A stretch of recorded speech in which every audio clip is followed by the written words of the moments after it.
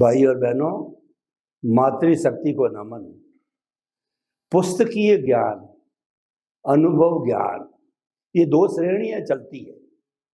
पुस्तकीय ज्ञान में रटना होता है, याद करना होता है, मस्तिष्क में जमा करना होता है, और अनुभव ज्ञान स्वतः सिद्ध होता है, भीतर से आता है। पुस्तकीय ज्ञान बाहर से आता है, अनुभव ज्ञान भीतर से आता है। और हर एक के पास में अनुभव ज्ञान होना संभव नहीं है। उसमें साधना चाहिए, प्योरिटी ऑफ सोल चाहिए, और इस जन्म की नहीं, पिछले कई जन्म से डेवलपमेंट करते करते जब आत्मा को शुद्ध करके ऐसा साधक इस धरा पर आता है, वो एक भगवान का रूप होता है, और वही साधना करा सकता है, वही अनुभव वाणी सुना सकता है। तो ऐसे स्वामी कमलेशानंद जी कई जन्मों से साधना करते करते आज इस रूप में आए हैं। तो हम उनके प्रति आप सभी की तरफ से कृतज्ञता ज्ञापित करते हैं। वो हमें सत्संग प्रारंभ करवा रहे हैं। स्वामी जी, हमारे इस भारतीय संस्कृति में दो तरह के जीवन हैं। एक तो गृहस्थी का जीवन और एक साधु का जीवन। साधु तो समझता है कि मैंने साधुपना लिया, ये मेरा पुरुषार्थ है। खैर, वो तो उनकी अपनी है। पर जो बेचारा श्रावक होता है या गृहस्थी होता है, वो उनको देख देख कर उसके मन में थोड़ी सी चिंता रहती है कि यार, मैं इस जन्म के अंदर इतना शुद्ध जीवन नहीं जी पा रहा हूँ। मेरी परिस्थितियाँ हैं, मेरे कर्म हैं, मेरे कई कारण हैं, मेरी कमजोरी है। जबकि मानव जीवन दोनों के मैं चिंतक भी हूँ। तो कृपया हमें ये बताइए अध्यात्म विज्ञान की दृष्टि से कि साधु जीवन, अपना जीवन, उदाहरण के तौर पर हमारे जैन साधु जो भगवंत होते हैं, वो पूजनीय हैं, वो त्यागी होते हैं। उनके प्रति समस्त श्रद्धा और रेस्पेक्ट के भाव को रखते हुए मैं प्रश्न करना चाहता हूँ कि मेरे जैसा ही समझ लीजिए ऐसा साधक जो 25 साल से साधना कर रहा, और मेरे मन में कई बार ऐसा प्रश्न आ भी जाए, तो क्या जो कुदरत की रचना, कुदरत का कानून और सनातन सत्य का सही रूप से पालन करते हुए या भटक जाए तो क्षमा याचना करते हुए ऐसा जीवन जिए, तो क्या वो अपने आप को संतुष्टि कर सकता है कि मैं भी साधु का जीवन जी रहा हूं? सभी श्रोताओं को मेरा नमस्कार, जय सच्चिदानंद, और प्रश्न के लिए धन्यवाद। सबसे बड़ी बात क्या होती है भारतवर्ष के अंदर, हम सब चाहे साधु है या संसारी है, त्यागी है या भोगी है, परिवार के साथ है या परिवार से अलग है, ये सभी प्रकार के जो जीव है वो सबकी जीवन की एक यात्रा है। और ये यात्रा एक दोनों से जुड़ी हुई है। साधु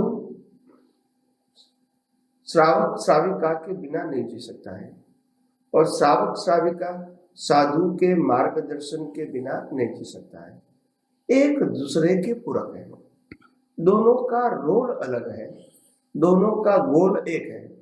रोल अलग है मगर गोल एक है। सबको मुक्ति ही चाहिए, ऐसा नहीं कि संसारी को मुक्ति नहीं चाहिए।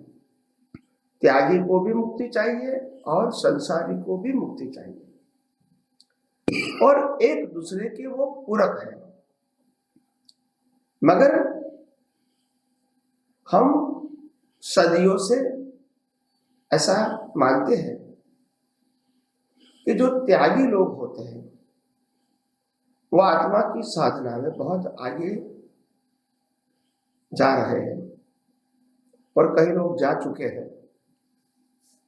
तो हो सकता है हम उनकी सेवा करने से, उनकी जरूरतों को पूरा करने से हमको कोई पुण्य मिलेगा, और शायद जीवन में कोई सही, अच्छा, सरल रास्ता भी उनके माध्यम से मिल सकता है। तो उस अपेक्षा से वो इनको मान सम्मान देते हैं, उनकी वयावच करते हैं, और उनके कहे हुए वचनों को प्रमाण मान के अनुसरण करने की कोशिश करते हैं। साथ में त्यागी लोग भी संसारियों के संघर्षमय जीवन में और ज्यादा बाधा डालना नहीं चाहते हैं। इसीलिए वो हो सके इतना सिंपल जीवन जीते हैं ताकि संसारियों के ऊपर उनके जीवन का बोझ न लग जाए और वास्तव में सही अर्थ में वो साधक के रूप में ही जिए, जिसमें उनकी जरूरत बहुत कम से कम हो। ये दोनों के लिए था, मगर आज परिस्थितियां बदल गई हैं। आज साधु का वैभव संसारी के वैभव से भी बहुत आगे बढ़ गया है और हम सब जानते हैं कि वैभव के लिए लक्ष्मी की जरूरत तो होती है। वैभव का मतलब होता है दिखावा, शो अप। आज मेरे को 50 करोड़ का मंदिर बनाना है तो 50 करोड़ तो इकट्ठा करना पड़ेगा और इसके लिए समारंभ भी करना पड़ेगा और मेरे को उनके ऊपर बात भी करनी पड़ेगी। तो ये एक प्रकार का जो पैसा का व्यवहार आ जाता है। फिर इसमें सही गलत पैसा आया वो देखा जाता नहीं है और इसीलिए जिस प्रकार की भावना से पैसा कमाया है, प्राप्त किया है और आपको दान दिया है, दान देने वाला व्यक्ति ये समझता है कि मैंने 500 करोड़ का गलत काम कर दिया है और मैं आपको 5 करोड़ दे दूंगा तो मैं थोड़ा शुद्ध हो जाऊंगा, मगर ऐसा नहीं होता है। पर मेरा कहने का मकसद यह है कि वास्तव में आप अगर इतिहास देखोगे सतयुग का, आज से 2500-2600 साल पहले का इतिहास देखोगे, जिस समय यहाँ तीर्थंकर विद्यमान थे, उस समय का इतिहास देखोगे तो आपको मालूम होगा कोई भी तीर्थंकर परमात्मा या कोई भी बड़े सन्यासी जिन्होंने अपने जीवन में, अपने जीवन के कार्यकाल में कभी कोई मंदिर बनाने की चेष्टा नहीं की थी। 2500-26 साल पहले की बात करता हूं। उस समय भी वो कुछ भी करने के लिए सक्षम थे। उनके नाम से पैसा देने के लिए लोग तैयार होते थे। वो खुद ही राजकुमार होते थे, तो पैसे की तो कोई कमी नहीं थी और नहीं कोई मंदिर, नहीं कोई संस्था और नहीं कोई प्रोसेसन निकाला, नहीं कोई किताबें छपवाई, यानी कोई भी प्रकार का अपनी तरफ से मार्केटिंग करने की कोशिश नहीं किया। उनका एक ही काम था, मैं सच्चा साधक बनूं और साधना सिर्फ आत्मा के लिए करूं। जितना इसमें आगे बढ़ सकता हूं मैं अपना प्रयास करता रहूंगा और प्रयास करते करते जब मैं विहार करता हूं तो जो लोग बीच में आते हैं, जो मेरी वैयावच करते हैं, सेवा करते हैं, मेरी खाने पीने कपड़े की जरूरत को पूरी करते हैं, उन लोगों को भी मैं अपने ज्ञान का, अपने अनुभव का भी मैं उनको लाभ दूं। तो ये बातें थी और इसीलिए साधु समाज बहुत रिस्पेक्टेड था, शक्तिशाली भी था और श्रावक समाज जो थे, श्रावक श्राविका का समाज था, वो समाज में भी साधु भगवंतों के माध्यम से, त्यागियों के माध्यम से ऐसा ऐसा सत्य, अहिंसा, अचौर्य, अपरिग्रह, ब्रह्मचर्य की बात करते करते उनका भी जीवन आध्यात्म के मार्ग में, मुक्ति के मार्ग में आगे बढ़ाने के लिए लायक बनाने की वो कोशिश करते थे। कहने का मतलब ये है कि उस प्रकार का जो जीवन है वो सतयुग में था, मगर आज कलयुग में दोनों का जीवन बदल गया है। आज हम साधु या संत के पास जाते हैं, भौतिक अपेक्षा के लिए जाते हैं, मुक्ति के मार्ग के लिए नहीं जाते हैं। और आज कोई साधु या सन्यासी अगर त्याग का मार्ग अपनाता है तो भी वहां जाके भी वो पैसे का व्यवहार तो करता ही है, और जब पैसे का व्यवहार आएगा तो सही गलत बात तो होती रहेगी, ऊंच नीच बात होती रहेगी, पैसे की बात आए तो संघर्ष भी होता रहेगा। किसी को मांगना, किसी को गलत सही बताना, या तो गलत तरीके से बता कमाए हुए सब पैसे को भी सही बताना, ये करना पड़ता है, क्योंकि क्या है, मेरे को गरज है। तो इसीलिए आज जो हमारा श्रावक जीवन है या साधु जीवन है, वो इतना अस्थिर हो गया कि संसारियों को साधु के प्रति ज्ञान से ज्यादा उनके सामाजिक कार्यों में उनकी सहायता मिले, इसमें ज्यादा इंटरेस्ट है। और साधु को भी, सन्यासियों को भी ये श्रावक श्राविकाएं कितनी चारित्रवान है, कितनी धर्म प्रधान है, वो न देखते वो कितने संपत्तिवान है, ताकि वो मेरे प्रोजेक्ट में हेल्प कर सके, यही दृष्टिकोण आ गया। और इसीलिए दोनों की दृष्टि में कमी आ गई, और इसीलिए दोनों को जो लाभ होना चाहिए प्रगति के मार्ग में, वो नहीं होता है। तो इसीलिए मैं मानता हूं दोनों की कीमत है, ऐसा नहीं है, और दोनों अगर सही मार्ग पे आगे बढ़ना चाहते हैं तो बढ़ सकते हैं। मगर मैंने कहा कि सबसे बड़ी कमी होती है एनवायरनमेंट, यानी वातावरण की कमी है। और इसीलिए आज बाहर के जीवन में कंपटीशन और कंपटीशन की होड़ लगी है, और इसके लिए जब होड़ लगी है तो हो सकता है ये होड़ के अंदर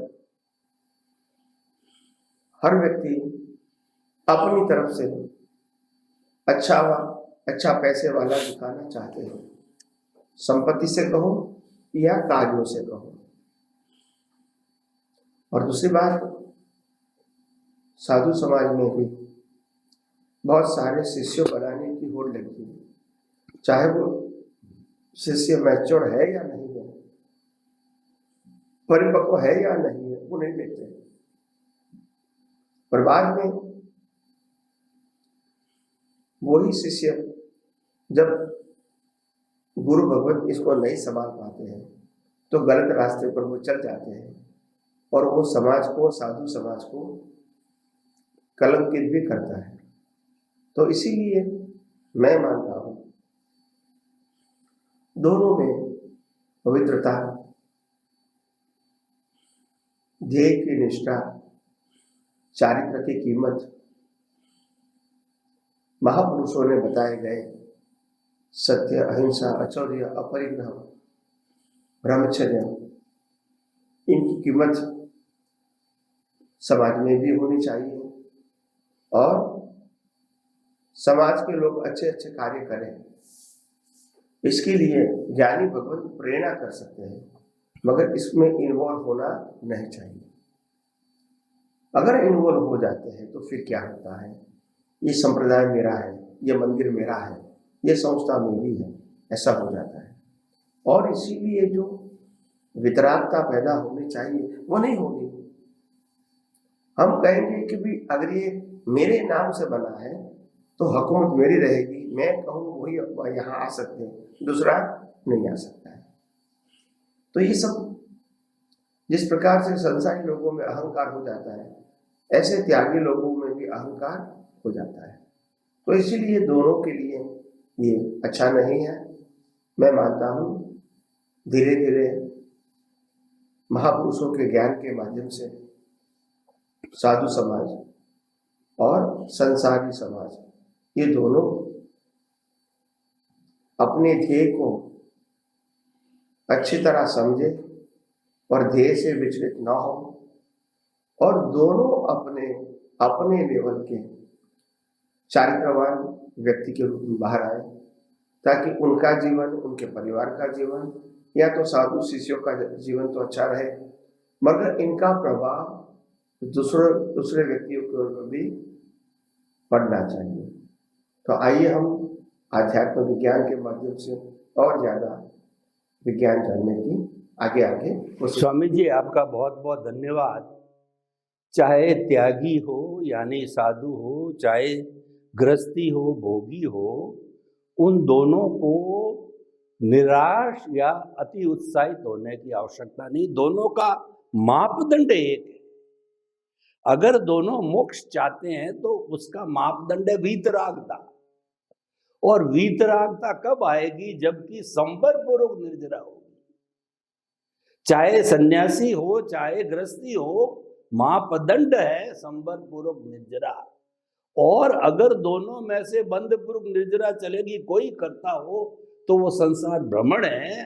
आपने सारी बातों का जो निचोड़ मैंने इस तरीके से निकाला है कि जो सनातन सत्य कुदरती रचना और कुदरत के कानून का पालन करते ही, कानून किसी व्यक्ति का संप्रदाय का नहीं है, ये तो कानून जो है कुदरत का है, जिसको स्वयं तीर्थंकरों केवलियों ने मान करके मुक्ति को प्राप्त किया और इसका रेस्पेक्ट किया और इसका उद्बोधन दिया।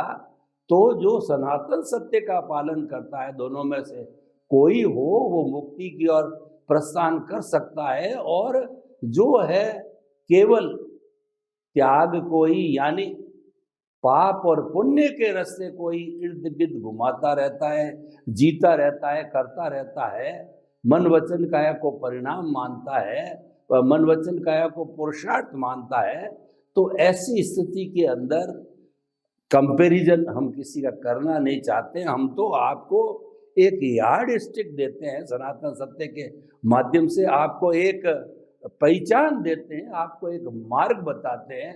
वो आपने मार्ग बताया वीतरागता का। वीतरागता यानी सनातन सत्य। स्वामी जी आपका बहुत बहुत धन्यवाद। स्वामी जी एक बहुत बड़ा अरबपति सेठ है, रिलायंस कहिए, टाटा कहिए, बिरला कहिए, डालमिया कहिए, ऐसे बहुत से हमारे हिंदुस्तान में हैं, बिल गेट्स कहिए।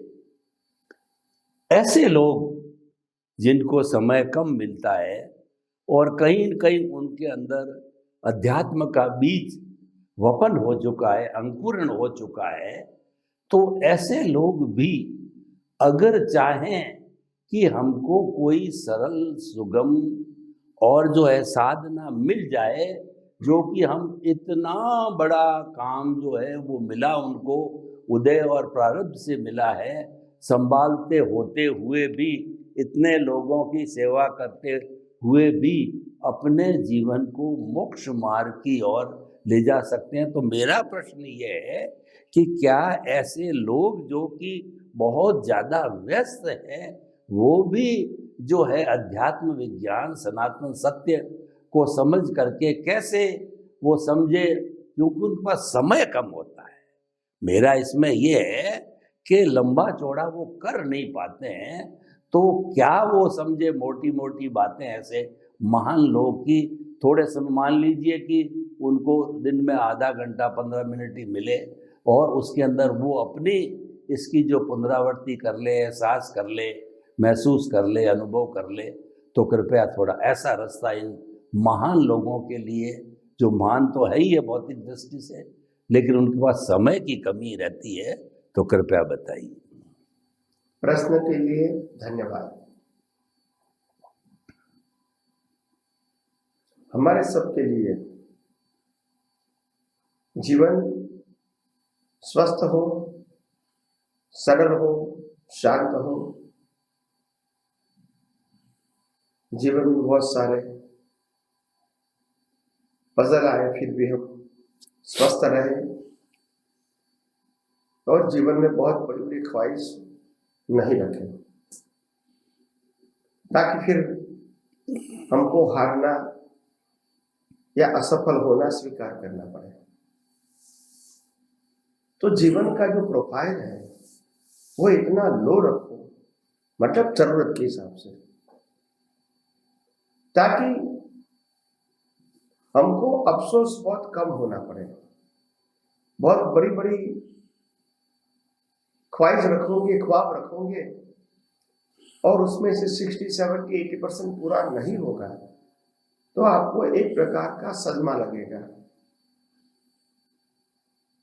तो इसीलिए मैं मानता हूं कि हमारे जीवन में जो सोच है वो हमारी जरूरत के आधार पर होनी चाहिए और बाकी का समय हम अपने जीवन को, अपने जीवन के महत्व को और अपने नेक्स्ट लाइफ को कैसी बनाए आज पुरुषार्थ करके उसके बारे में हम कुछ सोचने का समय निकालें।